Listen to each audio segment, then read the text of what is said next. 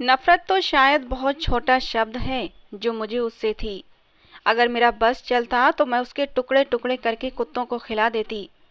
जो कुछ मेरी आँखों ने देखा था और कानों से मैं सुन चुकी थी, मैंने तय कर लिया था कि उसे नहीं छोड़ूँगी। वो इंसान बहुत ही शातिर टाइप का इंसान था, इसलिए मुझे मजबूरन वो सब करना पड़ा जो मैं करना नहीं चाहती थी। मैंने जो चाल चली थी वो शायद उसकी ज़िंदगी बर्बाद करने के लिए चली थी, लेकिन उसकी ज़िंदगी के साथ-साथ मेरी भी ज़िंदगी बर्बाद हो गई थी। काश उस समय मुझे पता होता मेरा ये कदम खुद मुझे भी आग में धकेल देगा, तो मैं ये कदम कभी न उठाती। वो इस समय किचन में बर्तन धो रहा था जब मैं अपने कमरे से बाहर निकल कर आई और किचन की तरफ चल दी। उसे देखकर मेरे पूरे शरीर में आग सी लग गई थी। मैंने उसे पुकार कर कहा, देव। वो फौरन से पलटा था। कहने लगा, जी बीबी जी, कहिए। वही हसीन चेहरा, वही दिलकश मुस्कुराहट जो हर समय उसके चेहरे पर सजी रहती थी। लेकिन मुझे उसे देखकर गुस्सा आने लगा। मैंने बड़े बर्दाश्त से कहा, एक कप चाय बनाकर मेरे कमरे में लेकर आओ, मेरे सर में दर्द है। मेरी बात सुनकर उसने अपने हाथ में पहनी घड़ी की तरफ देखा, फिर कुछ अचंभित होकर कहने लगा, बेबी जी, रात का 1 बज रहा है। इस समय आपके कमरे में आना कुछ ठीक सा नहीं लग रहा। मैंने उससे कहा, मेरा बाप तुम पर अंधा भरोसा करता है, इसलिए तुम्हें चिंता करने की जरूरत नहीं है। तुम बस चाय लेकर मेरे कमरे में आओ। ये कहकर मैं अपने कमरे में चली गई। मैं एक ऐसा कदम उठाने वाली थी जिसका अंजाम कुछ भी हो सकता था, या आर या फिर पार। लेकिन मेरे पास कोई दूसरा रास्ता भी न था। मैं बिल्कुल बेबस होकर ये कदम उठा रही थी। कुछ देर बाद ही कमरे के दरवाजे पर दस्तक हुई। मैंने कहा, अंदर आ जाओ, दरवाजा खुला है। उस वक्त मेरे कमरे में बस नाइट बल्ब ही जल रहा था। जैसे ही देव चाय का कप लेकर अंदर आया, मैं दरवाजे के पीछे छुप गई। सामने बेड पर कंबल को इस तरह से रखा था जैसे कोई इंसान लेटा हो। वो मेरे बेड की तरफ बढ़ा तो मैंने फौरन से कमरा लॉक कर लिया और दरवाज़ा जल्दी से बंद कर दिया। वो फौरन से पलटा तो मैंने अपना दुपट्टा उतारकर दूर फेंक दिया और अपने कपड़े फाड़ने लगी। मुझे अपने जज्बात पर बिल्कुल भी काबू न था। देव ये सब देखकर एकदम से डर गया था। उसने चाय का कप एक तरफ रखा। इससे पहले कि वो कमरे से बाहर निकलता, मैं उसके सीने से लग गई और फिर जब मैंने देव को पहली बार देखा था तो मुझे नहीं मालूम था कि ये इंसान आगे जाकर मेरी ज़िंदगी में क्या रोल निभाने वाला है, मेरी ज़िंदगी को कैसे तहस नहस करके रख देगा। जब पापा देव को घर लेकर आए थे तो मेरी उम्र उस समय सिर्फ 14 साल की थी और पापा की लाई हुई गुड़िया के साथ खेल रही थी कि अचानक मैंने देखा कि मेरे पापा की गाड़ी अंदर दाखिल हुई। जैसे ही मेरे पापा की गाड़ी घर के अंदर दाखिल होती थी तो मैं खुशी से उछल पड़ती थी। सारा खेल छोड़कर फौरन से गेट की तरफ भागती थी। आज भी मैं खुशी से पापा की तरफ जाने लगी, लेकिन पापा के साथ एक लड़के को देखकर मेरे कदम रुक गए थे। काले रंग की शर्ट और ब्लू जीन्स में वो लंबे कद का लड़का था जिसकी उम्र यही कोई 18-19 साल रही होगी। वो एक जादुई पर्सनालिटी का मालिक था। मेरे पापा के साथ गाड़ी से नीचे उतरा। मुझे पापा ने अपने पास बुलाया और प्यार किया और टीवी लॉन्ज में आ गए। पापा ने मेरी माँ को आवाज़ दी और कहा, ये हमारे घर का नौकर है और आज से घर के सारे काम यही करेगा। मेरी उम्र उस समय ऐसी थी कि मुझे अब लड़कों को देखकर थोड़ी सी घबराहट और झिझक होती थी। शायद ये लड़कपन की दहलीज पर पहला कदम था। वो लड़का बेहद खूबसूरत था और कहीं से भी नौकर नहीं लग रहा था। उसने अपनी नजरें झुकाई हुई थीं। मैं कनखियों से उसे देख रही थी और अभी तक उसने मुझे नहीं देखा था, लेकिन मैं उसे देखे ही जा रही थी। मेरे पापा ने मेरी घबराहट को भांपते हुए कहा कि इसका नाम देवेंद्र है और ये आज से घर के सारे काम करेगा और तुम्हें स्कूल भी छोड़कर आएगा और लेने भी जाएगा। देव तुम्हारे भाई जैसा है, इससे घबराने की जरूरत नहीं है। जैसे ही पापा ने ऐसा बोला तो मैंने एक नज़र फिर से देव की तरफ देखा और उसने भी नज़र उठाकर मेरी तरफ देखा था और ये पहली बार था जो हमारी आंखें चार हुई थीं। मैंने देखा उसकी आंखों के डोरे लाल थे जैसे कोई नशीली आंखें हों। उदासी उन लाल आंखों में भरी पड़ी थी। मुझे उसकी आंखों से ना जाने क्यों एक डर सा महसूस हुआ था। मैंने फौरन से नजरें झुका लीं। वो मेरी इस हरकत पर मुस्कुराने लगा। पापा की बात से मुझे कुछ तसल्ली तो हुई थी, लेकिन फिर भी मैं उम्र के जिस हिस्से में थी कि मैं थोड़ी सी सावधान हो गई थी, वरना इससे पहले मैं लड़कों से लड़ती झगड़ती रहती थी। गली के लड़कों को मार मार कर भगा देती थी। अपने क्लास फेलो से भी बेतहाशा लड़ाई करती थी। लेकिन जब से मैंने 14वीं साल में कदम रखा था, तब से मेरे अंदर बहुत सारे बदलाव आने लगे थे और सबसे बड़ा बदलाव ये था कि मैं लड़कों से सावधान रहने लगी थी। कुछ दिन यूं ही गुजर गए। देव ने देखते ही देखते सारा घर संभाल लिया था। वो खाना बनाने का काम भी करता था और बाहर गेट की रखवाली भी करता, बिल वगैरह जमा करवाता, यानी कि वो एक हरफन मौला लड़का था। मैं उसे देखकर हैरान हो जाती थी कि एक लड़का इतने सारे काम कैसे कर लेता है, लेकिन वो बहुत ही तेज था। शुरू शुरू में मैं देव को देखकर घबरा गई थी, लेकिन समय गुजरने के साथ साथ अब मुझे उससे कोई समस्या नहीं थी। वो अपने काम से काम रखता था। अब मुझे भी सुकून हो गया था। अब मैं उससे थोड़ी बहुत बात भी कर लिया करती थी। वो रोजाना मुझे सुबह स्कूल छोड़ने जाता और वापसी पर मुझे लेने भी आता था। कभी मुझे किसी सहेली के घर जाना होता था तो पापा इस मामले में भी देव पर ही भरोसा करते थे। अगर मुझे किताबें या कुछ और खरीदने के लिए बाजार जाना होता, तब भी पापा कहते कि देव के साथ चली जाओ। यानी कि मेरा कोई भी काम देव के बगैर पूरा नहीं होता था। मुझे अब वो अपना रक्षक सा लगने लगा था। उसके साथ एक सुरक्षा का एहसास होता था। एक बार मैं स्कूल की छुट्टी के समय जैसे ही मेन गेट से बाहर आने लगी, मेरे पीछे खड़े एक लड़के ने मुझे धक्का दे दिया और खुद आगे बढ़ गया। मैं सड़क पर गिर गई। मेरे सर पर चोट भी लग गई थी। ये देखकर देव को इतना गुस्सा आया कि उस लड़के को उसने पीट के रख दिया। कहने लगा, तुम होते कौन हो जो तुमने रिया को धक्का दिया? मैं अपना दर्द भूलकर उस लड़के को देखने लगी जिसे देव ने मार मार कर लहूलुहान कर दिया था। मैं जल्दी से उठकर देव के पास आई। मैंने कहा, छोड़ो उसे, क्या जान से मार डालोगे? वो कहने लगा, हाँ, जान से मार डालूंगा उसे, जो तुम्हें तकलीफ पहुंचाएगा। देव उस वक्त बहुत गुस्से में था, इसलिए मैं चुप हो गई। मेरे मामले में वो ऐसा ही था। कोई मेरी तरफ आंख उठाकर भी देखता तो देव उसे यूं घूरता जैसे नजरों ही नजरों में मार डालेगा। मुझे कभी कभी अपने पापा का देव को घर रखने का फैसला ठीक नहीं लगता था। जितना पापा देव को पसंद करते थे, मेरी माँ देव को एक आंख भी पसंद नहीं करती थीं, सिर्फ इसलिए कि वो पापा का खास बंदा था। पापा खुद उसे ना जाने कहाँ से लेकर आए थे। मम्मी पापा से कहती थीं कि जवान जहान लड़के के साथ अकेली बेटी को ना भेजें, लेकिन पापा का हर बार एक ही जवाब होता कि मुझे देव पर पूरा विश्वास है। देव को गाड़ी चलानी भी आती थी। इतनी सी उम्र में ना जाने उसने इतने सारे काम कैसे और कहाँ से सीख लिए थे। वो हर रोज मुझे गाड़ी से सुबह स्कूल छोड़ने जाता और दोपहर को लेने आता। मेरे पापा एक पढ़े लिखे सरकारी अफसर थे और मेरी माँ गांव की एक बिल्कुल ही अनपढ़ औरत थी, लेकिन पता नहीं कैसे हालातों में दोनों की शादी हो गई थी। मेरी माँ के पास खूबसूरती के अलावा कुछ भी नहीं था और इसी खूबसूरती ने मेरे पापा को शायद उनसे शादी करने पर मजबूर कर दिया होगा। लेकिन शादी के बाद उन्हें बहुत सारी प्रॉब्लम्स का सामना करना पड़ा था। पापा पढ़े लिखे थे, अपने दोस्तों की पार्टीज में मम्मी को लेकर नहीं जाते थे। कहते थे, तुम्हें मेरी दोस्तों के वाइफ से मिलने के मैनर्स नहीं हैं, तुम मेरी इंसल्ट करवा देती हो। क्योंकि मम्मी आते जाते बहुत ही अजीब से कपड़े पहनती थीं, बिल्कुल देहातियों जैसे। मैंने हमेशा से ही अपनी माँ को ही कसूरवार समझा था कि वो हर वक्त जाहिल औरतों की तरह चीखती चिल्लाती रहती थीं। और मैं सोचती थी कि मेरी माँ के साथ आखिर क्या समस्या है। आखिर उन्होंने इतने सालों में अपने अंदर बदलाव क्यों नहीं किया। धीरे धीरे मुझे एहसास होता गया कि समस्या मेरी माँ के साथ नहीं बल्कि मेरे पापा के साथ भी है। मेरे पापा गांव से पढ़ लिख कर निकले थे और सरकारी अफसर बन गए थे और उनकी ज़िंदगी ऐसी ही थी जैसे सरकारी अफसरों की होती है। उन्होंने घर गाड़ी सब कुछ ले लिया था, लेकिन एक चीज़ जो पैसा आने के बाद हर मर्द के अंदर आ जाती है, वो था रोजाना एक नई औरत की इच्छा रखना।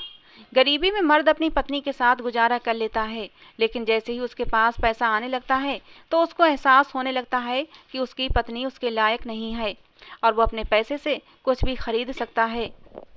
इसी वजह से पापा ने बहुत सारी महबूबाएं बना रखी थीं और जब मेरे पापा की इन सरगर्मियों की खबर मेरी माँ को मिलती तो उनको बहुत गुस्सा आता था और लड़ाई झगड़े होने लगते थे।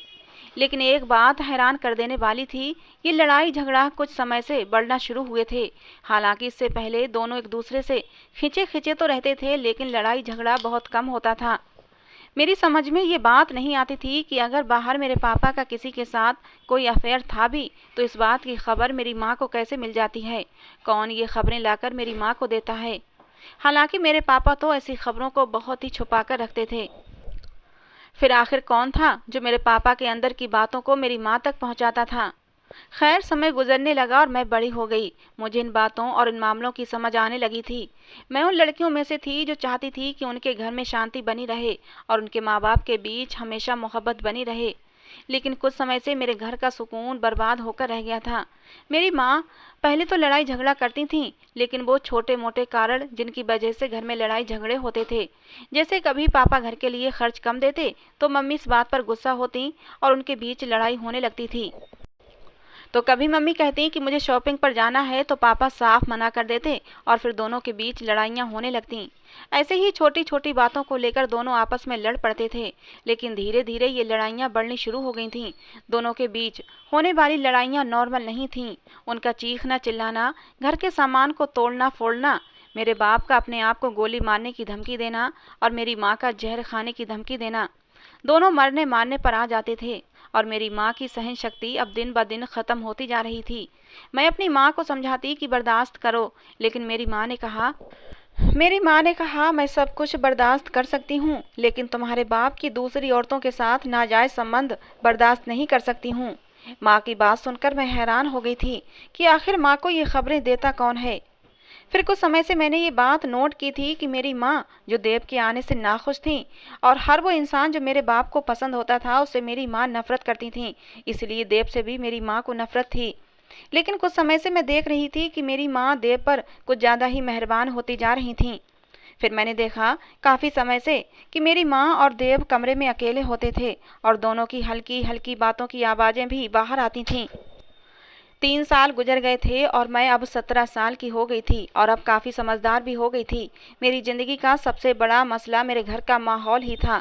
एक दिन मैं कॉलेज से जल्दी घर वापस आ गई तो मैंने देखा घर में बिल्कुल सन्नाटा है और मेरी माँ के कमरे से हल्की हल्की आवाज़ें आ रही हैं, जैसे मेरी माँ किसी से बातें कर रही हों। मैंने दरवाज़ा खोला, पूरा नहीं खोला था, थोड़ा सा खोल कर देखा कि बेड पर देव मेरी माँ के साथ बैठा हुआ है और उनके बिल्कुल करीब होकर उन्हें कोई बात बता रहा है और मेरी माँ भी समझने के अंदाज में देव की बातें सुन रही हैं। और फिर एकदम से मेरी माँ के चेहरे का रंग बदल गया था। उनका रंग गुस्से से लाल हो गया था। शुरू में तो मुझे कुछ समझ नहीं आया, लेकिन थोड़ी देर बाद जब मेरे पापा घर आए तो मेरी माँ ने कोहराम मचा दिया था और फिर मुझे सब समझ आ गया कि मेरे घर में आग लगाने वाला कोई और नहीं बल्कि देव ही है। वो मेरे माँ बाप दोनों का चहीता बनकर बैठा हुआ था। मेरे बाप की बातें मेरी माँ को बताता था और मेरी माँ की बातें मेरे बाप को बताता था और इन दोनों से इस बात के लिए बहुत ज़्यादा पैसे भी वसूल करता था। मेरे बाप की जासूसी के लिए मेरी माँ देव को पैसे देती थी और फिर देव पैसे लेकर मेरी माँ को मेरे बाप की तमाम खबरें देता और अपना नाम राज रखने को कहता था।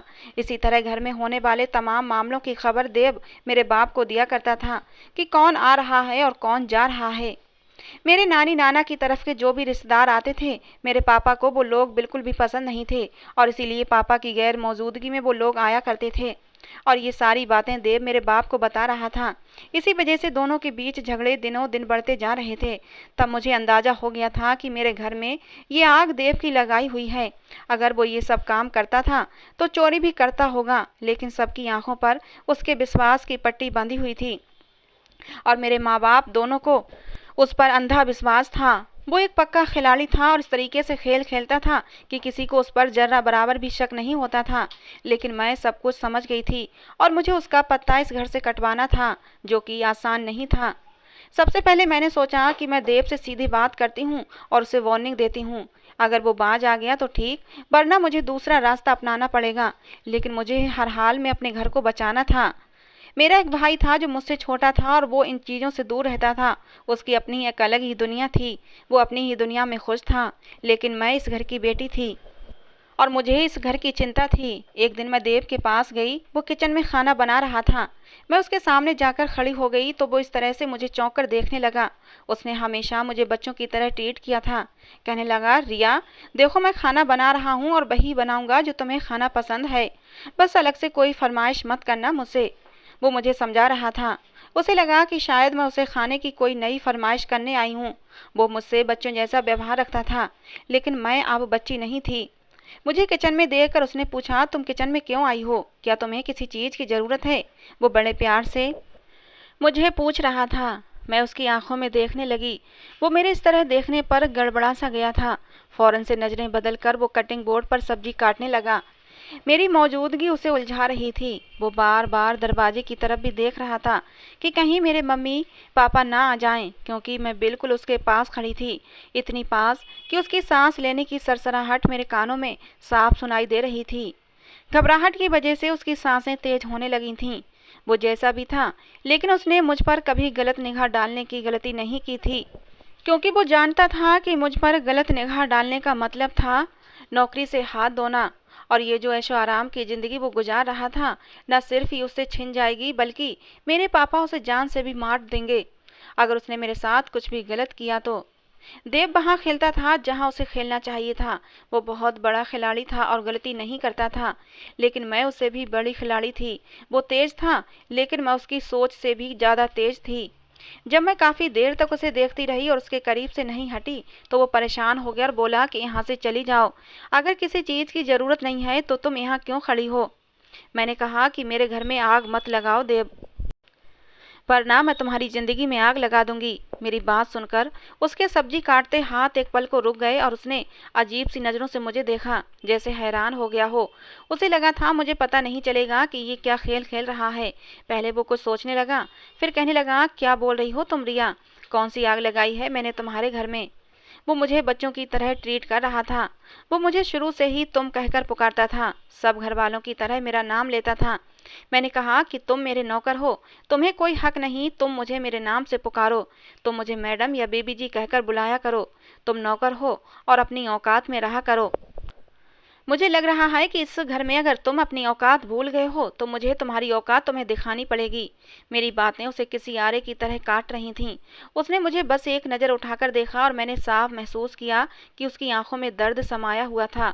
उसकी आंखों के कोने भी गीले थे, लेकिन मुझे फ़र्क नहीं पड़ता था। वो जो काम कर रहा था मेरे माँ बाप में लड़ाई करवाने का, वो मैं हरगिज़ बर्दाश्त नहीं कर सकती थी। उसने फिर मुझे वहां से जाने को कहा, लेकिन मैं टस से मस ना हुई। जब उसने देखा कि मैं जाने को तैयार नहीं हूँ, तो वो खुद वहां से जाने लगा। तो मैंने आगे बढ़कर उसका रास्ता रोक लिया, उसके सामने आकर खड़ी हो गई। वो वापस अपनी जगह पर आया और गुस्से से सब्जी काटने लगा। अब वो बिल्कुल भी मेरी तरफ नहीं देख रहा था, ऐसे रिएक्ट कर रहा था जैसे उसने मुझे बिल्कुल ही इग्नोर कर दिया था। वो मुझे पूरी तरह नज़रअंदाज करके अपने काम में लग चुका था, लेकिन मैं इतनी आसानी से उसका पीछा छोड़ने वाली नहीं थी। मैंने सीधा उसका गिरेबान पकड़ लिया और उससे कहा कि आज के बाद अगर मेरे माँ बाप के बीच कोई झगड़ा करवाया तो मुझसे बुरा कोई नहीं होगा। वो अपना गिरेबान छुड़ाने की कोशिश कर रहा था और मैं छोड़ नहीं रही थी, और इतने में ही उसका हाथ उठ गया। उसने अचानक ही मेरे मुंह पर थप्पड़ मार दिया। मेरे हाथ से उसका गिरेबान छूट गया था। मैंने गुस्से और अविश्वास से कहा, तुमने मुझे थप्पड़ मारा? मैंने हैरत से सवाल किया था। मैंने कहा, तुम्हारी हिम्मत कैसे हुई मुझ पर हाथ उठाने की? मैं उस पर चीख रही थी कि अचानक मेरी नज़र उसके हाथ पर गई। वो छुरी से अपना हाथ जख्मी कर चुका था। अपना वो हाथ जिससे उसने मुझे थप्पड़ मारा था, उसे जख्मी करके अब वो कटिंग बोर्ड की तरफ नज़रें झुकाए देख रहा था। मैं देखकर हैरान हो गई थी, ये कैसा इंसान था और इसके दिमाग में आखिर चल क्या रहा था। उसके हाथ से खून बहने लगा था और अब तक छुरी पर उसकी पकड़ मजबूत थी। वो कहने लगा, इसी हाथ से तुम्हें मारा था ना? इस हाथ को सजा दे दी है, अब तो खुश? उसकी आंखों में न जाने ऐसा किया था कि मैं कांप उठी थी। मैं उसे छोड़कर अपने कमरे में भाग गई। कमरे का दरवाज़ा लॉक कर दिया। मेरा दिल बेचैन सा हुआ था। अगली सुबह जब मैं कॉलेज जाने लगी तो देखा उसके हाथ पर पट्टी बांधी हुई थी। वो रोज़ मुझे गाड़ी में कॉलेज छोड़ने जाता था। मैंने उसके हाथ की तरफ देखते हुए कहा कि इंसान ऐसा काम ही ना करे कि उसके बाद उसे पछताना पड़े। मेरी बात पर उसने कुछ नहीं कहा और गाड़ी का दरवाज़ा खोल दिया। काफ़ी दिन तक खामोशी रही। मुझे लगा शायद वो सुधर गया है, क्योंकि घर में अब शांति थी। काफ़ी दिन से मेरे माँ बाप के बीच कोई भी झगड़ा नहीं हुआ था, सब ठीक जा रहा था। लेकिन एक दिन अचानक बहुत बड़ा झगड़ा हुआ। पापा ने मेरी माँ को तलाक की धमकी दे दी और घर से उसी समय निकल जाने के लिए कह दिया। तभी मैंने उनके सामने हाथ जोड़ दिए और रोने लगी कि भगवान के लिए अपनी लड़ाई ख़त्म कर दें, वरना मैं खुद को नुकसान पहुंचा लूँगी। मेरे आंसू देखकर मेरे पापा का दिल नरम हो गया था, क्योंकि मैं उनकी सबसे बड़ी कमजोरी थी। वो मुझे उदास भी नहीं देख सकते थे। फिर काफ़ी दिन तो जैसे पूरे घर को सांप सूंघ गया था। मैंने अपनी माँ से लड़ाई की वजह पूछी तो एक बार फिर से मुजरिम देव ही निकला। देव ने मेरी माँ को बताया कि मेरे बाप ने एक तवाइफ से शादी कर ली है। उधर पापा का कहना था कि ये सब झूठ है। हाँ, ये बात सच है कि माँ मैं बाहर एक दो अफेयर चला लेता हूँ, लेकिन नौबत शादी तक नहीं पहुँची है। मैं समझ गई थी ये आग भी देव की लगाई हुई थी, यानी कि वो मेरे वार्निंग देने के बाद भी नहीं सुधरा था। कहते हैं चोर चोरी से जाए लेकिन हेरा फेरी से नहीं जाता। मेरा जी चाहा देव को जान से मार डालूं। कुछ पैसों के लिए वो मेरी माँ बाप की जिंदगी किस मोड़ पर ले आया था। वो इंसान ड्रामेबाज था, झूठा था। देव पर मेरी धमकी का कोई भी असर नहीं हुआ था। उसे लगा कि मैं एक कमजोर सी लड़की उसका कुछ नहीं बिगाड़ सकती, लेकिन मैं उसके साथ अब क्या करने वाली थी वो सोच भी नहीं सकता था। मैंने गुस्से में आकर अपने दिमाग में एक ऐसा प्लान तैयार किया कि उसको पूरा करने के बाद देव का पता पूरी तौर पर इस घर से कटने वाला था। लेकिन शायद मैं भूल गई थी कि इस कदम से मेरी जिंदगी की रौनकें भी खत्म हो जाएंगी। कुछ दिन में सब कुछ रूटीन पर आ गया था। इससे पहले कि कुछ और बड़ा होता, अब मुझे जल्दी ही अपना काम कर देना था। ऐसी ही एक रात थी। रात का 1 बज रहा था। मेरे मम्मी पापा अपने कमरे में थे और देव किचन में रात के खाने के बर्तन धो रहा था। मैं उसके पास गई और बोली कि मेरे सर में दर्द हो रहा है, मुझे अच्छी सी चाय बना दो। सर्दियों की रातें थीं और मैं अक्सर उसे चाय का कहती रहती थी, इसलिए वो बिना कुछ कहे मेरे लिए चाय बनाने के इरादे से किचन में आ गया। मैं खामोशी से अपने कमरे में आ गई और देव का इंतजार करने लगी। मैंने घड़ी की तरफ देखा। घड़ी रात का 1:15 बजा रही थी। आज की रात देव की इस घर में आखिरी रात साबित होने वाली थी। हर तरफ खामोशी का राज था। थोड़ी ही देर में देव मेरे कमरे में चाय लेकर आ गया। जैसे ही वो आया, मैं बिजली की तेजी से उठी और कमरे के दरवाजे को बंद कर लिया और अपने कपड़े फाड़कर उसके सीने से लग गई और जोरदार चीख मारी और चीखते हुए कहने लगी, पापा मुझे बचाएं, मुझे बचा लें, ये इंसान मुझे। देव ऐसा मत करो, ये सब गलत है। मेरी बात अभी यहीं तक पहुंची थी कि देव बुरी तरह से बदहवास हुआ था। उसने मेरे मुंह पर हाथ रखकर मेरी चीख दबानी चाही, लेकिन मेरी चीखों को सुनकर मेरे माँ बाप भागते हुए मेरे कमरे तक आए थे। लेकिन मैंने खुद दरवाजे को कुंडी लगा रखी थी। सब कुछ वैसा ही हो रहा था जैसा मैंने सोचा था। ये सब इतना अचानक हुआ था कि देव को कुछ भी समझ नहीं आया कि मैं क्यों चीख रही हूँ। वो मेरे माँ बाप की आवाज़ सुनकर हक्का बक्का रह गया था। वो दरवाजे के बाहर से पूछ रहे थे कि रिया क्या हुआ है। देव जल्दी से सारा मामला समझते हुए मुझसे पीछे हटा और दरवाजे तक आया ताकि अपनी सफाई पेश कर सके। मैं तेजी से आकर देव को धक्का दिया और दरवाजा खोल दिया। इससे पहले कि देव बाहर जाता, मैंने जल्दी से बाहर निकली और पापा से लिपट कर रोने लगी। मैंने कहा, पापा देव ने मेरी इज्जत पर हमला करना चाहा है। मैं बहुत बुरी तरह से अपने पापा के साथ लिपट कर रो जा रही थी और मेरे पापा का चेहरा गुस्से से लाल हो चुका था। उनकी आंखों में खून उतर आया था। वो लाल आंखों से देव को देखे जा रहे थे। देव कहने लगा, नहीं मालिक, मैंने रिया के साथ ऐसा कुछ भी नहीं किया है। मैं तो ऐसा कुछ करने के बारे में सोच भी नहीं सकता। ये झूठ बोल रही है। पापा ने मुझे अपने आप से अलग किया और देव को गिरेबान से पकड़कर नीचे गिराया और फिर लातों और घूंसों से उसे मारने लगे। पापा देव से कहते जा रहे थे, तुम्हारी हिम्मत कैसे हुई मेरी बेटी को हाथ लगाने की। देव ने कहा, मेरा कोई दोष नहीं, आपकी बेटी ने खुद मुझे कमरे में बुलाया था। देव की बात सुनकर मेरे पापा ने और जोर से उसे मारना शुरू कर दिया और बोलते जा रहे थे कि मेरी बेटी बुलाएगी तुझे, नमक हराम, मेरी बेटी पर इल्जाम लगाता है, मेरी बेटी तुझे कमरे में बुलाएगी। पापा एक ही शब्द बोले जा रहे थे। फिर पापा ने पुलिस को फ़ोन किया और मम्मी से कहने लगे कि पुलिस के सामने बयान देना कि ये मेरे घर पर काम करता है, लेकिन आज की रात ये सोना और कुछ पैसे चुराकर फरार हो रहा था तो रंगे हाथों पकड़ा गया है। फिर मेरे पापा ने मेरी माँ से कहा कि एक थैली में जितने भी पैसे और सोना है वो डाल कर ले आओ ताकि पुलिस को विश्वास आ जाए और रिया की बदनामी ना हो। मेरी माँ ने वैसा ही किया। पुलिस का नाम सुनकर देव घबरा गया। उसने कहा कि साहब, मुझे जो सज़ा देनी है दे दो, लेकिन मुझे पुलिस के हवाले मत करो। पापा ने कहा कि तुम्हें पुलिस के हवाले करना ही ठीक रहेगा। जब वो तुम्हारी अच्छे से खातिरदारी करेगी तब तुम्हारी अकल ठिकाने आएगी। दिल तो कर रहा है तुम्हारी जान ले लूं और तुम्हारी लाश कुत्तों के सामने फेंक दूं। ये कहकर पापा ने एक और लात देव के मुंह पर मारी थी। वो दूर जाकर गिरा था। थोड़ी देर में पुलिस आ गई और पापा ने देव को पुलिस के हवाले कर दिया और ये मंजर मेरे लिए बहुत ही खुशी भरा था। पुलिस उसके हाथों में हथकड़ियाँ डालकर उसे ले जा रही थी। उसने अजीब सी नज़रों से मुझे देखा। उसकी आंखों से आंसू बह रहे थे। जब तक वो पुलिस की जीप में बैठ नहीं गया मुझे ही देखे जा रहा था और मैं बहुत खुश थी कि मैंने देव को हरा दिया था। लेकिन ये मेरी गलतफहमी थी। अभी एक और काली रात भी आने वाली थी जो देव को इस घर में गुजारनी थी। देव के जाने के बाद मेरे घर में सुकून हो गया था और मैं बहुत खुश थी कि देव का पत्ता कट गया है। और 2 साल इतने सुकून से गुजरे कि जिसका कोई जवाब नहीं। मुझे नहीं पता था देव के साथ आगे क्या हुआ जेल में, लेकिन इतना जरूर पता था कि मेरे पापा के कहने पर उसके साथ बहुत बुरा हुआ था। इस बार मेरे पापा ने किसी मर्द को घर पर नौकर रखने की गलती नहीं की थी। वो एक औरत को लेकर आए थे जो घर का सारा काम करती थी। और फिर मेरे माँ बाप के संबंध भी अच्छे हो गए थे। हर तरफ चैन ही चैन दिख रहा था। देव नाबी नासूर हमारी जिंदगियों से निकल गया था। मेरी उम्र अब 19 साल हो गई थी और पापा ने फैसला किया था कि वो जल्द ही मेरी शादी कर देंगे और इस मकसद के लिए उन्होंने मेरे लिए रिश्ते ढूंढने भी शुरू कर दिए थे। मैं इतनी जल्दी शादी नहीं करना चाहती थी। अपनी पढ़ाई पूरी करके फिर शादी करना चाहती थी। लेकिन जो कुछ भी हुआ था उसके बाद मेरे पापा के दिल में एक डर सा बैठ गया था, इसलिए वो जल्द से जल्द मेरी शादी कर देना चाहते थे। सब कुछ ठीक चल रहा था और मेरे लिए एक बहुत ही अच्छा रिश्ता मेरे पापा को मिल भी गया था। लड़का बहुत ही अच्छी पोस्ट पर था और देखने का भी काफ़ी अच्छा था। सब कुछ ठीक जा रहा था कि तभी मेरी ज़िंदगी में एक ऐसा तूफान आया जिसने मेरा सब कुछ तहस नहस करके रख दिया। मेरी शादी की जोरों शोर से तैयारियां हो रही थीं और रोज़ाना मेरी माँ शॉपिंग पर निकल जाती। कभी मैं उनके साथ जाया करती थी और कभी मेरा दिल नहीं चाहता तो मैं नहीं जाती थी। एक ऐसी ही रात थी जब मेरी माँ शॉपिंग के लिए निकल पड़ी और मेरे पापा शहर से दूर किसी काम के लिए गए हुए थे और मैं घर पर बिल्कुल अकेली थी। मेरे साथ वही नौकरानी थी जिसको मेरे पापा कुछ साल पहले लेकर आए थे। मेरे माँ बाप जब भी घर से बाहर जाते तो नौकरानी को मेरे साथ छोड़कर जाते थे और मुझे भी उस नौकरानी के साथ सुरक्षा का एहसास होता था, क्योंकि वो एक उम्रदराज औरत थी और काफ़ी अच्छी थी। उस रात मेरी नौकरानी ने कहा कि मेरी तबीयत कुछ ठीक नहीं है, मैं अपने क्वार्टर में सोने के लिए जा रही हूँ। तो मैंने उनसे कहा ठीक है आप चली जाएं, मैं खाना खुद ही बनाकर खा लूँगी, कोई प्रॉब्लम नहीं है।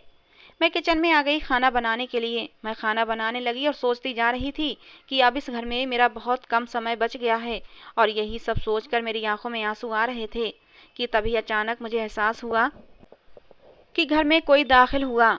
मुझे महसूस हुआ कि कोई खिड़की के अंदर से आया है तो मेरी छठी हिस्स जाग उठी थी। इससे पहले कि मैं कुछ सोचती, अचानक से किचन का दरवाज़ा खुला और मैंने देखा कि देव वहाँ से दाखिल हो रहा है। मैंने उसकी तरफ देखा और डर की एक लहर मेरी रीढ़ की हड्डी में दौड़ गई थी।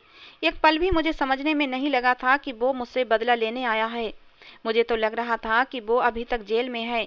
वो जेल से कब और कैसे निकला ये मुझे नहीं मालूम। शायद मेरे पापा को भी मालूम नहीं था कि वो जेल से छूट चुका है। मैं उसे देखते ही अपने कमरे की तरफ भागी थी। वो भी मेरे पीछे भागने लगा। मैंने बड़ी मुश्किल से दरवाज़ा बंद करना चाहा, लेकिन उसने दरवाजे को धक्का दिया और मेरे कमरे के अंदर आ गया। उसने दरवाजे को कुंडी लगा दी और मुझे अजीब सी नज़रों से देखने लगा और मेरी तरफ कदम बढ़ाने लगा। मैंने उससे कहा कि खबरदार जो तुमने मुझे हाथ भी लगाया तो। उसने मुझसे कहा क्यों क्यों हाथ न लगाऊं तुम्हें, मैंने तो तुम्हारी पहले ही इज्जत बर्बाद कर दी थी ना, अब क्यों दूर भाग रही हो। जानती भी हो जानती भी हो इज्जत बर्बाद करना किसे कहते हैं। तुम्हारी वजह से पुलिस ने मेरे शरीर का कोई ऐसा हिस्सा नहीं छोड़ा जहां जख्मों के निशान न हों। तुम्हारी वजह से पुलिस ने मेरी ऐसी हालत कर दी है कि मैं उठने और चलने फिरने के काबिल भी नहीं रहा। तुम्हारी वजह से मेरी माँ। इतना कहते कहते उसकी आंखों से आंसू बहने लगे जिन्हें उसने बेदर्दी से साफ किया। काफ़ी समय तक तुम्हारी वजह से मेरा रोजगार भी चला गया। तुम्हारी वजह से मेरी पूरी ज़िंदगी बर्बाद हो गई और मैं मुजरिमों की लिस्ट में शामिल हो गया। मैं ना ही तो इतना खतरनाक मुजरिम था और ना ही बनना चाहता था, लेकिन तुमने मुझे क्या से क्या बना दिया। मेरी छोटी सी गलती की मुझे इतनी बड़ी सज़ा दे दी और मैं एक पेशेवर मुजरिम बन गया और अब वही मुजरिम तुम्हारे सामने है। तुम मेरी कसूरवार हो। एक बार भी तुमने मुझसे ये नहीं पूछा कि मैं तुम्हारे माँ बाप के साथ जो करता था वो आखिर क्यों करता था। कम से कम एक बार मुझसे पूछ कर तो देखती, तुम्हें सच बता देता। तुम नहीं जानती तुम्हारी वजह से मैंने क्या क्या खो दिया है, लेकिन मैं तुम्हें भी नहीं छोड़ूंगा। जिस बात का ख्याल भी मुझे पाप लगता था तुमने उसी का मुझ पर इल्ज़ाम लगाया था, लेकिन आज मैं तुम्हारे साथ वो सब कुछ करूंगा जिसका तुमने मेरे ऊपर इल्ज़ाम लगाया था। ऐसा कहते हुए उसने मेरे कंधों से मेरा दुपट्टा खींचकर दूर फेंक दिया और मुझे बेड पर धक्का दे दिया। मैं रोने लगी, उसके हाथ जोड़कर विनती करने लगी, कहने लगी भगवान के लिए मेरे साथ ऐसा कुछ मत करो। कुछ ही दिन बाद मेरी शादी है, ये सुनना था वो तो जैसे और भी पागल सा हो गया था। उसने कहा, तुम शादी करके आबाद होना चाहती हो और तुमने मुझे बर्बाद कर दिया है, लेकिन मैं तुम्हें भी आबाद नहीं होने दूंगा। ये कहकर उसने मुझसे उस रात का बदला ले लिया था। उसने मुझे बर्बाद करके रख दिया और फिर वहां से चला गया। मेरी माँ शॉपिंग के बाद अपने भाई के घर चली गई थीं, इसलिए उन्होंने वापस आने में देर कर दी और फिर शायद ज़्यादा ही देर कर दी थी मेरी माँ ने वापस आने में। जब तक मैं तबाह बर्बाद हो चुकी थी, देव ने मुझे कहीं का नहीं छोड़ा था। वो मेरी पूरी दुनिया उजाड़ कर वहां से चला गया था।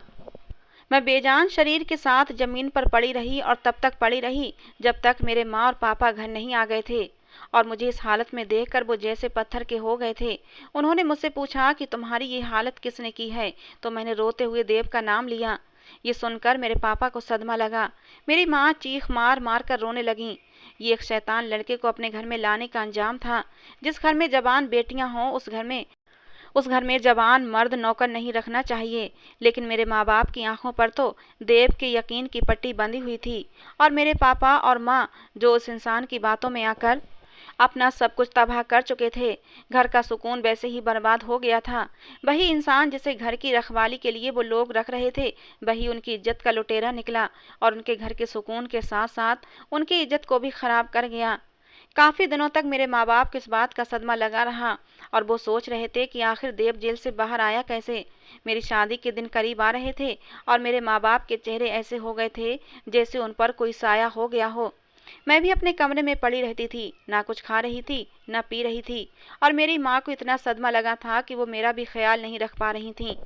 मेरी माँ अपना सर बांधे अपने कमरे में पड़ी रहती और इस हालत में उस बूढ़ी नौकरानी जिसका नाम सरला था, हम उसे सरला मौसी कहते थे, उन्होंने सारे घर को संभाला हुआ था। उसी ने मेरी माँ को हौसला दिया और मेरे बाप को ये सलाह दी कि इस बात को राज रखें और खामोशी से बेटी को विदा कर दें। सरला मौसी ने हमारे साथ बहुत भलाई की। अगर वो औरत ना होती तो हम तीनों को कोई हौसला देने वाला न था। लेकिन वो बहुत तजुर्बेकार थी और उसने मेरी माँ को भी संभाला और मेरे बाप को भी हौसला दिया और मुझसे भी कहा कि इस सदमे से बाहर निकलो, वरना फिर बहुत बदनामी होगी। अब जबकि शादी होने वाली है तो बेहतर है इस बात को राज रखा जाए। मेरे माँ बाप ने मुझसे कहा कि तुम कुछ भी किसी से नहीं कहोगी और खामोशी से शादी कर लोगी और ये राज कभी नहीं खुलेगा। बेहतर यही है कि तुम्हारी इज्जत से शादी हो जाए। लेकिन ऐसा कैसे मुमकिन था? मेरे लिए मेरे पति से इतना बड़ा राज छुपाना मुमकिन ही नहीं था, क्योंकि जिस तरह से देव ने अपना गुस्सा मेरे शरीर के साथ निकाला था, मेरे जिस्म को दागा था, मैं वो दाग अपने पति से छुपा नहीं सकती थी। अगर वो इन जख्मों के बारे में मुझसे सवाल करता तो मैं उसे क्या जवाब देती? शादी तो दूर की बात, मेरा तो जिंदगी से ही दिल उठ गया था। मेरा बस नहीं चल रहा था कि मैं अपनी ज़िंदगी को ख़त्म कर दूं, लेकिन मैं मरकर अपने माँ बाप को और दुखी नहीं करना चाहती थी। मुझे इस कदर सदमा लगा हुआ था, लेकिन इस समय मुझे इतना तो ज़रूर पता था कि खुदकुशी करना बहुत बड़ा पाप है।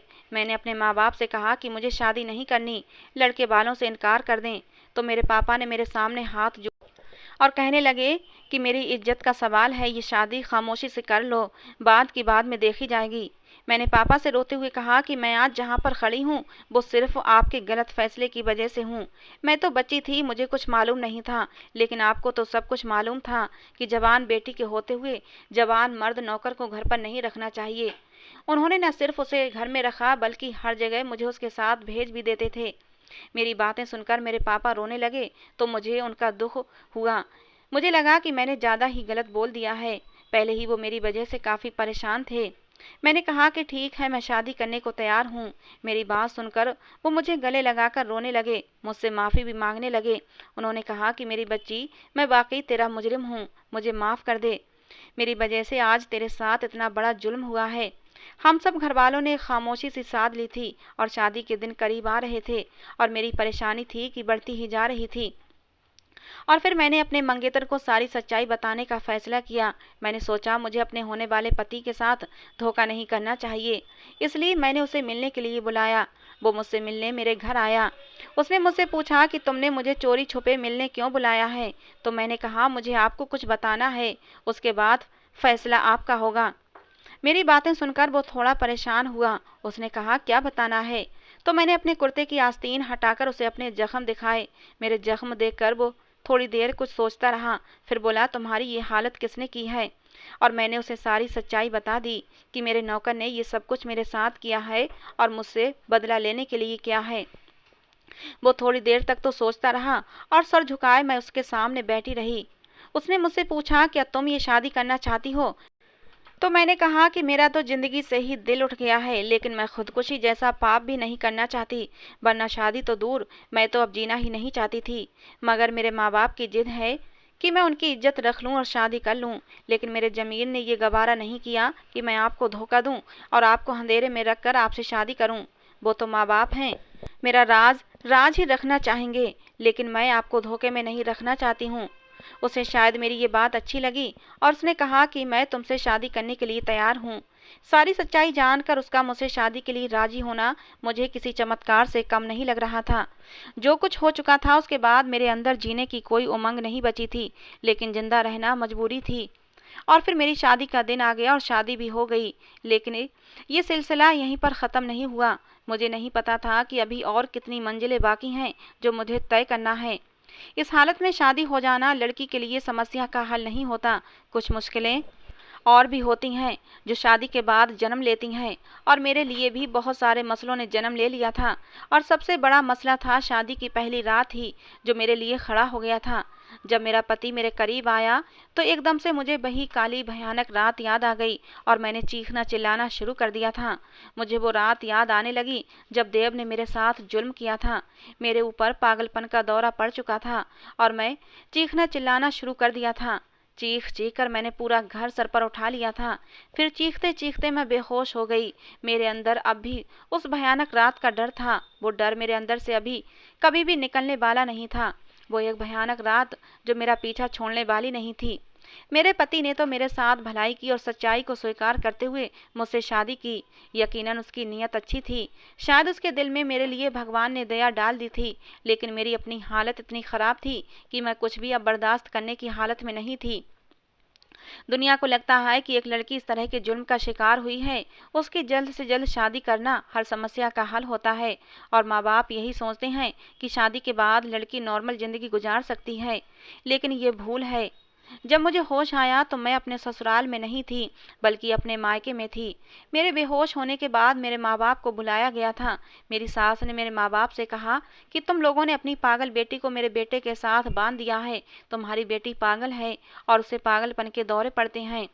ये सारी बातें सुनकर मेरा पति भी खामोश रहा। उसके पास भी बोलने के लिए कुछ नहीं था। मेरी सास मुझे पागल कह रही थी और वो बिल्कुल ठीक ही कह रही थी। मैं पागल ही तो हो चुकी थी। मुझे मेरी सास ने तलाक करवा दी। मेरे माँ बाप मेरा गम बर्दाश्त ना कर सके और एक एक करके दोनों ही दुनिया से चले गए थे। मैं अकेली तन्हा रह गई थी। 5 साल बीत गए थे। मैं एक स्कूल में टीचर की नौकरी करने लगी थी, अपना दिल बहलाने के लिए। अपने छोटे भाई को पढ़ाने के लिए मैंने बोर्डिंग स्कूल में डाल दिया था, क्योंकि घर में उसको समय देने वाला कोई नहीं था। वो डिप्रेशन का शिकार होने लगा था। जब एक बार छुट्टी के समय मैंने देखा कि मेरे स्कूल में पढ़ने वाली एक बच्ची को लेने उसका नौकर कोई और नहीं बल्कि देव आया था। उसे देखकर मेरा जी चाहा कि उसे जान से मार डालूं। वो भी मुझे देख चुका था। मैंने नफरत से अपना मुंह फेर लिया। मैं उसकी शक्ल भी देखना नहीं चाहती थी। मैं घर चली आई, लेकिन मैं अंदर से बुरी तरह टूट चुकी थी। अपने अंदर उठने वाले गुस्से पर काबू पाने लगी। जब शाम के समय दरवाजे पर दस्तक हुई, मैं उस समय हॉल में बैठी चाय पी रही थी। सरला मौसी अंदर काम कर रही थीं। मैंने ही उठकर दरवाजा खोला तो सामने देव को देखकर मेरी आंखें नफरत से लाल हुई थीं। देव कहने लगा, मुझे सजा दो रिया, मैंने तुम्हारे साथ बहुत बुरा किया है, लेकिन तब से मैं भी सुकून में नहीं रहा हूँ। बहुत बार चाहा कि तुमसे माफ़ी मांग लूँ, लेकिन हिम्मत नहीं हुई। मैंने गुस्से से कहा कि निकल जाओ यहाँ से। वो कहने लगा, एक बार मेरी बात सुन लो, मैं कोई झूठी कहानी नहीं सुनाऊंगा। फिर वो कहने लगा, मेरी माँ कैंसर की मरीज़ थीं और उनके इलाज के लिए मुझे बहुत ज़्यादा पैसे चाहिए थे, जो मेरी तनख्वाह से बहुत ज़्यादा थे। मुझे अपनी माँ से बहुत मोहब्बत थी। मैं उन्हें खोना नहीं चाहता था। उनके अलावा मेरा इस दुनिया में कोई नहीं था। पापा तो मेरे बचपन में ही मुझे छोड़कर चले गए थे। मेरी माँ ने ही मुझे माँ और बाप बनकर पाला था। मैं उन्हें हर हाल में बचाना चाहता था, और चाहे इसके लिए मुझे कुछ भी करना पड़ता। उस दिन मैं उस दिन भी मैं हॉस्पिटल के बाहर बैठा रो रहा था जब तुम्हारे पापा मेरे सामने से गुजरे थे। मुझे रोता देखकर वो मेरे पास आए और मुझसे मेरे रोने की वजह पूछी। मैंने उनसे बस इतना कहा कि मुझे कुछ काम दिला दो, और फिर उन्हें शायद मुझ पर दया आ गई और वो मुझे अपने साथ अपने घर ले आए। मैं जब तुम्हारे घर आया तो उस समय रोता हुआ आया था। पहले मैंने पूरी ईमानदारी से काम किया था, लेकिन जब भी मैं तुम्हारी माँ से अपनी माँ की दवाओं के लिए पैसे मांगता तो वो मना कर देती। इसलिए जब मुझे ये अंदाजा हुआ कि तुम्हारे माँ बाप में मन मुटाव रहता है तो मुझे यही ठीक लगा। अगर मैं दोनों को एक दूसरे के राज बताऊं तो मुझे दोनों तरफ से पैसे मिलेंगे। हाँ, मैं मानता हूँ मेरा तरीका गलत था, लेकिन तुम्हारे लिए मेरे दिल में बहुत इज्जत थी। पहली नज़र में ही तुम मुझे अच्छी लगी थी, और शायद वो समय हम लोगों का बचपना था। लेकिन जैसे जैसे समय बीतता गया तुम्हारे लिए मेरे दिल में सम्मान बढ़ता ही गया। तुम्हारे मामले में मैंने कभी गलत नहीं सोचा था। मैं नहीं जानता ये जज्बा क्या था, लेकिन मैं तुम्हें तकलीफ में नहीं देख सकता था। जब तुम्हें कोई तकलीफ होती थी तो मेरा दिल तड़प उठता था। जब तुम्हें अचानक ही उस दिन थप्पड़ मारा तो मुझे खुद पर गुस्सा आया था, और मैंने अपना हाथ भी जख्मी कर लिया था।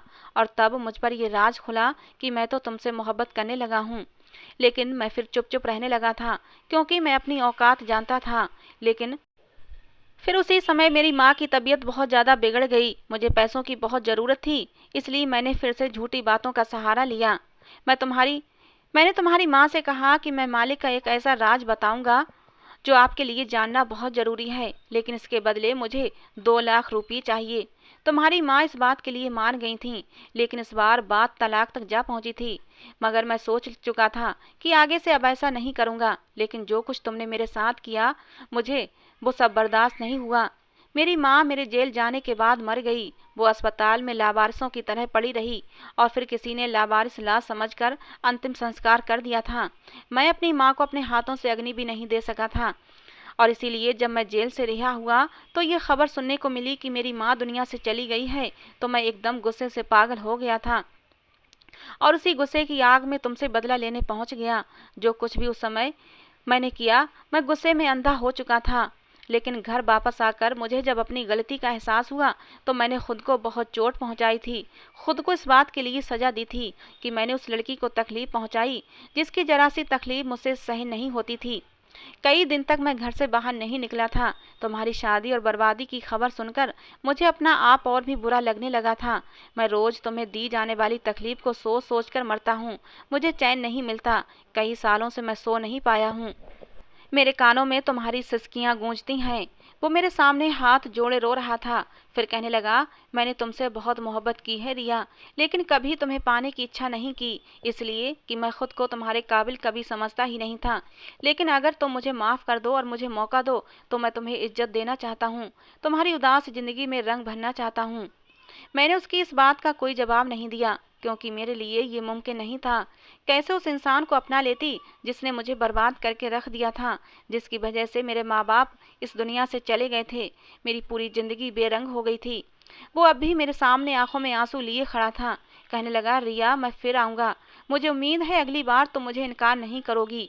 वो चला गया था और मैं कमरे में आ गई थी। मेरी गुजरी जिंदगी एक फिल्म की तरह मेरी आंखों के सामने घूम गई थी। आंखों से आंसू बहकर मेरा तकिया गीला करने लगे थे। कुछ ही सालों में मेरी जिंदगी में इतने दुख आए थे कि अब और कुछ सोचने समझने की शक्ति ही नहीं बची थी। इन्हीं ख्यालों में कब सुबह हुई पता ही नहीं चला। सरला मौसी अभी हमारे घर पर ही काम करती थीं। उस समय भी सरला मौसी ने हम लोगों को संभाला था, और आज भी वो देव की बातें सुन चुकी थीं। सुबह मुझे नाश्ता देते हुए कहने लगीं, रिया बेटा, मेरी बूढ़ी आंखों ने ये दुनिया देखी है और परखी है। मैं तुम्हें बस एक ही बात कहना चाहूँगी कि देव ने जो फैसला तुम्हारे ऊपर छोड़ा है उसे सोच समझ कर लेना। अगर देव ने तुम्हारे साथ गलत किया था तो तुमने भी देव की ज़िंदगी में कम जहर नहीं घोला था। अगर देव की वजह से तुम्हारे माँ बाप मरे थे तो तुम्हारी वजह से देव की माँ भी मरी थी। जो भी फैसला करना सोच समझ कर करना। ये कहकर सरला मौसी चली गई थीं। नाश्ते की प्लेट मेरे सामने पड़ी थी, लेकिन खाने का दिल नहीं कर रहा था। एक चुभन थी जो मेरे दिल में हो रही थी। शायद सरला मौसी ठीक कह रही थीं।